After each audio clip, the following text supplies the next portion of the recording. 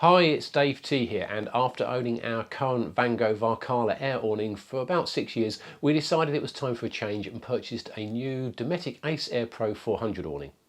Now, the Valhalla was still serviceable, but over the years, some of the design aspects of which were minor annoyances at first started to kind of get on our nerves. So we've had a couple of trips away with the Ace Pro now, and in this video I'll be giving as detailed an overview as I possibly can of the features and of our impressions so far. So the Ace Air Pro 400 comes in not one but two bags, which gives a hint at the size of this awning. The smaller bag contains the 5 zip-in panels, which together with the bag weigh in at about 7 kilos. The larger bag on arrival at least holds everything else, but if you strip it down to the bare essentials of just the bag and the main awning piece, then this weighs about 23 kilos. The large bag has 2 compression straps around it, which help to compress it down to a size that's more manageable to move around, especially if, like us, you keep the awning in the caravan when travelling. We managed to compress the large bag down small enough to fit under the front side bench.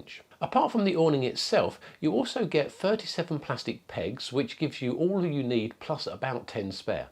The supplied pegs are pretty average quality, and personally I'd recommend swapping over to a decent set of metal rock pegs instead, unless you can guarantee always pitching on soft grass. There are also 6 metal pegs and 27 ladders, which as far as I could make out was about the exact number required, so there's no spares there. You do however get a downdraft pump as well as a spare deflation valve and a small plastic spanner for fitting it. Perhaps more of interest are the items that the awning does not come with. Now, for the first and most obvious of this is an awning skirt, which will cost just under 30 quid to buy the Dometic version, plus another 20 or so if you need to buy a double wheel cover. Also not supplied are storm straps or limpets if you want to make use of the limpet system, which I'll discuss later. Now, there is padding built into the awning to use rear upright poles to hold the awning tight against the van, but the poles themselves are an extra about 28 quid or so. And just in case you're wondering, you do not get a mallet with the awning. Now, none of this is a major issue for us, since several of the items we either already have or we don't particularly use very often anyway. However, it is worth taking this into account when purchasing the awning, since all of those together come to over 100 quid, and since we've certainly had awnings in the past that have included all of those. You can, by the way, also get packing pads which go between the air poles and the caravan to increase the roof tension. Now, we didn't actually need those, but some people do, and that's another £9. Before we get on to actually putting the awning up, it's worth pointing out one of the much heralded features of the 2021 and 22 models, which is the dual kedar strip on the awning. Basically, the kedar is the beading that fits into the awning rail, and these models come with 2 diameters. Now, the correct fitting for our van is the 7mm diameter kedar, and the other is a 5mm diameter. And as you can see here, both of them are fitted onto the awning side by side. Now, I had some doubts about this, as I suspected it would add extra stiffness and resistance when pulling the awning along the rail. Now, on our very first test run with the awning, it was without doubt much harder to pull along, which was of course a concern. Now, since then I have cleaned and lubricated the awning rail on the van, though it wasn't actually in truth all that messy. And also I spoke to a local dealer, and they suggested pushing the 2 kedar strips apart as you feed it into the awning rail. Now, either one or both of these tricks did actually seem to solve the issue, but bear it in mind, especially for the first time out with the awning. The dual kedar makes the awning compatible with a wider range of vehicles and fitting systems, which may be of benefit if you change vehicle. But to be honest, I think the actual main reason is so that Dometic can just hold a smaller range of models and therefore save cost. I'd also highly recommend the Dometic awning pulley when putting any awning onto a rail, and I'll put a link up here for the video that I made about that product. Also, you may notice my patent marker light protector helping the awning slide over the light without knocking off, and there's another video on how I made that if you're interested. Putting up the awning is not too challenging, though even with the panels out it's still not a light awning. And once on the rail, the next step is to check each of the 4 deflation valves are actually closed. We purchased a Dometic Gale 12-volt pump which attaches to a single inflation point with either a push fit or screw thread. The hand pump that comes with the awning only has the push fit connectors. While the awning is being inflated, is a good time to peg out the rear pegs next to the van and also put in the side panels. It's worth bearing in mind that the awning does not have ground straps to determine the gap for the side panels. This is, I think, a good thing, as they tend to be a bit of a trip hazard, especially if pitching on sloping pitches. It does however mean that you need to put the side panels in before pegging out any of the front awning. The gale pump took about 10.5 minutes to inflate the awning to the recommended 9 psi. This is somewhat longer than expected, but actually not too surprising when the size of the awning is considered. The new Ace Air Pros are about 250mm deeper in size and also have the integral inflatable canopies, which together add the best part of 8 foot of additional air poles. Also, most likely because of the increased depth, the air poles are actually wider diameter than the previous model and so have a much larger volume per foot. I must say that compared to our Van Gogh awning, the single inflation point is an absolute massive benefit in erecting the awning. Especially when used with an electric pump, it really is just a case of attach the pump and get on with other things as the awning comes up to pressure. When putting the panels back in, pay close attention to the zips where you want to have 2 zip pulls on the panel and then no zips on the awning or vice versa. If you don't, then you will likely have to actually unzip it and turn it round after reaching the other end. The guys extended almost exactly 1 metre from the awning itself, which means that the total extents of the awning are about 4.2 metres from the van. The guys have clips for keeping the ends tidy, and also the triangular nature of the guys with the ground strap defining the correct position of the guide peg point are actually both good features.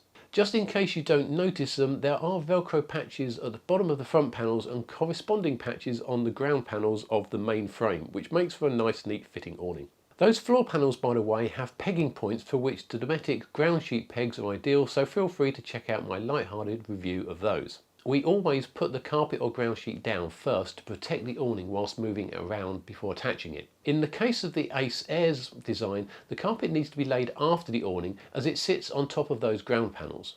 Once it is inflated, it's a simple enough task to pull the carpet out from under the awning so it's sitting inside and on top of the ground panels. It's worth noting the obvious here in that because of the Ace's bowed front, you will need to either purchase the specific Dometic carpet for about £100 or so, or cut one to the correct size and shape. The awning is compatible with Dometic's limpet system, and these are suction clamps which allow you to fix the awning through pre-made holes in the canvas to the side of the van.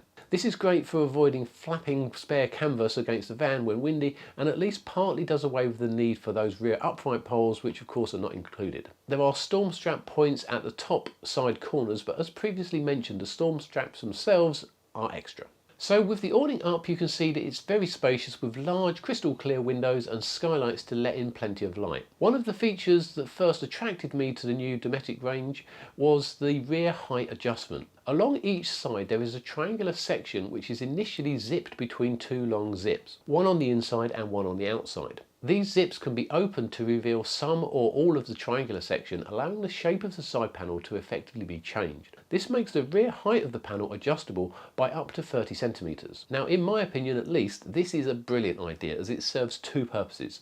The first is where your caravan height is not quite standard, but instead slightly taller than most. This allows you to always unzip the same amount of additional material to have the perfect fit for your vehicle. More importantly for us, and I suspect most people, is the ability to adjust the awning height when staying on sloping pitches, which is something we often do. When the ground is sloping away from the van, we have to raise the awning side wheels up off the ground, making that side effectively taller. This can make pegging out difficult as the awning does not then reach the ground.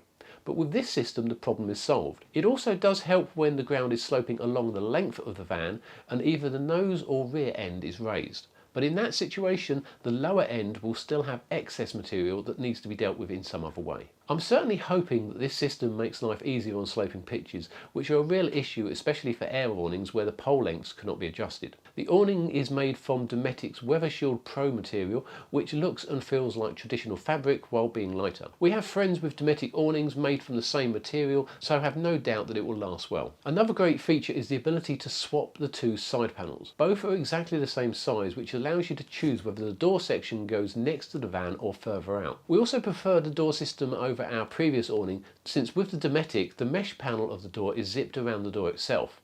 If you want to use just the mesh panel, then you can unzip the actual canvas part of the door and roll that up to leave just the mesh. On our old awning there were effectively 2 individual doors, meaning that the mesh panel had to always be rolled up, and because mesh is not very stiff, this was always unsightly. The front panels are also removable either for storage or to open the awning up on a sunny day. They are double zipped, allowing them to be either unzipped on the left or the right, or from both sides halfway to fold over the top panel in a stable door style. It's worth noting that when zipping on one side there's only ties on, I think it's the right hand side. When used in the stable door style, Dometic do sell veranda poles for £20 each, which can be slotted horizontally into these receivers on the front air poles. Dometic promote these to allow the awning panels to be folded over them, which is true. But to be honest, simply zipping them halfway has the same effect and gives more flexibility. I suspect the better reason to purchase the veranda poles is that they will actually provide additional structural strength across the front of the awning. Now, with our previous awning, we had issues in high winds where the front poles would occasionally collapse under the force of strong gusts. They do pop straight back out, so there's no actual damage, but it's not ideal. The solution in that case was to add additional air poles that fitted in the same way as Dometic's aluminium veranda poles do. And this vastly strengthened the actual structural integrity of the front when in high winds. There's a canopy along the front which is inflatable instead of using poles like some of the older versions did.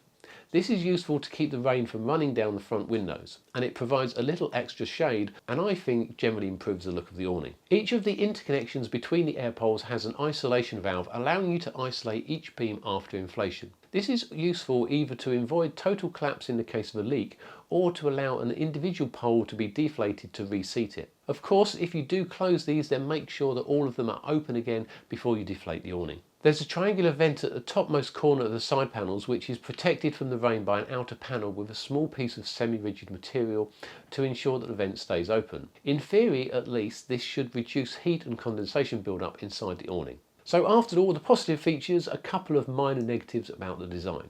The first of these is probably more personal opinion, but we aren't particularly impressed with the curtains. The material is okay, but the process of clipping them into the beading is tedious and time consuming. Once on, they don't particularly hang all that well. The curtains on our old awnings were attached to the actual bottom and then just zipped up the sides, making them quick and easy to use. I'm no exhibitionist, but I suspect that we will actually rarely use the curtains on the Ace. Another minor negative is that there is no obvious means of fixing the carpet at the front. The carpet itself has loop straps, but at the front their location is over where the ground panels are, so they can't actually be pegged. One thing Dometic do seem keen on is supplying a large range of accessories for their products.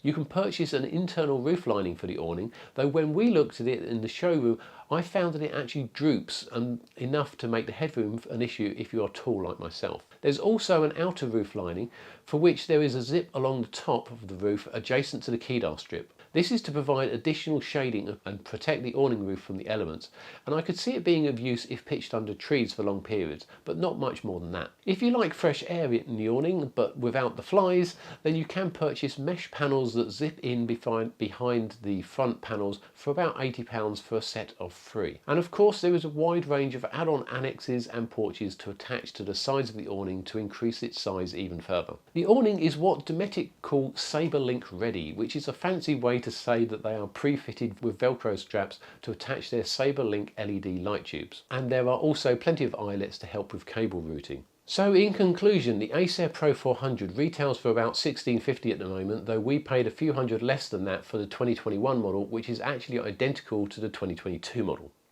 While there are more expensive awnings out there, this is not cheap by any means, which raises the question of the items that you don't get for that price. Providing just the basic essentials is actually a deliberate policy by Dometic to reduce waste as well as the purchase price. Now this is fine in principle, but bearing that in mind, Dometic accessories are not the cheapest in the world, and it is something you may want to consider when actually purchasing. If you buy the awning, a new carpet, which is likely essential, and then just a few of the basic add-ons, then you'll be looking at closer to £1,900 retail price. On balance though, we think that this is a very well made and thought out awning that will last a good few years.